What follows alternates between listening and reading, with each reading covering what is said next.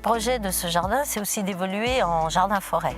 Donc dès la création du système, j'ai planté les premiers arbres canopés, donc les arbres les plus grands, ceux qui vont dominer le système. Donc dans les interstices, j'ai semé des arbres de plus petite dimension et à croissance plus rapide, notamment pêchers et griotiers.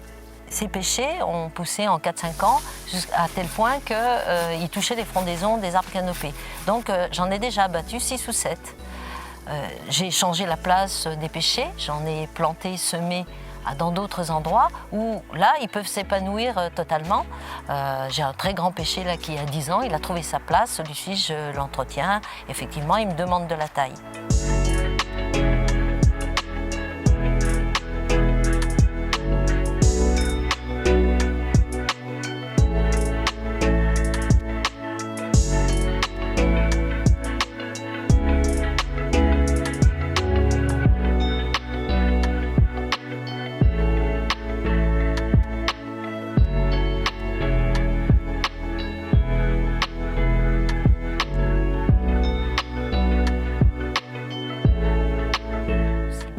Alors pourquoi j'ai voulu un jardin-forêt? C'est parce que finalement, un jardin-forêt, c'est un écosystème, agro-écosystème, qui produit énormément.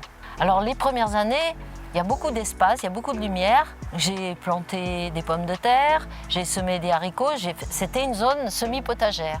Et au bout de 5-6 ans, le système s'étant refermé, il y a beaucoup plus d'ombre maintenant portée au sol. Donc j'ai mis des petits fruits, des lianes à fruits, des groseilliers, des cassissiers, des mûres sans épines. Et puis j'ai aussi planté des arbres à biomasse parce qu'il est très important de pouvoir enrichir le sol en carbone notamment. Donc j'ai planté des éléagnus. Et puis il y a les fraises aussi maintenant, des 4 saisons. Et puis petit à petit, je vais avoir de moins en moins d'espace libre au sol. Donc je vais supprimer certaines lignes de culture.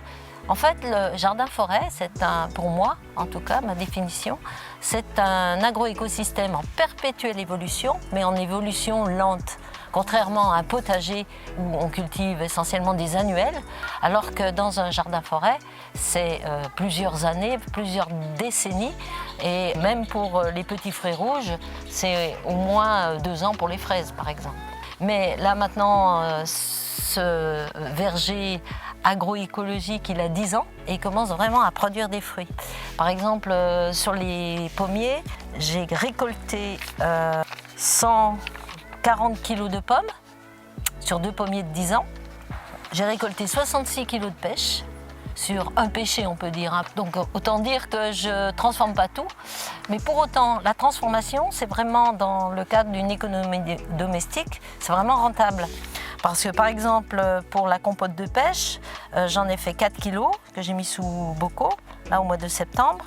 La valeur unitaire, c'est 14 € le kilo, ce qui fait que j'ai une valeur totale de 56 € et que j'ai travaillé à 44 € de l'heure.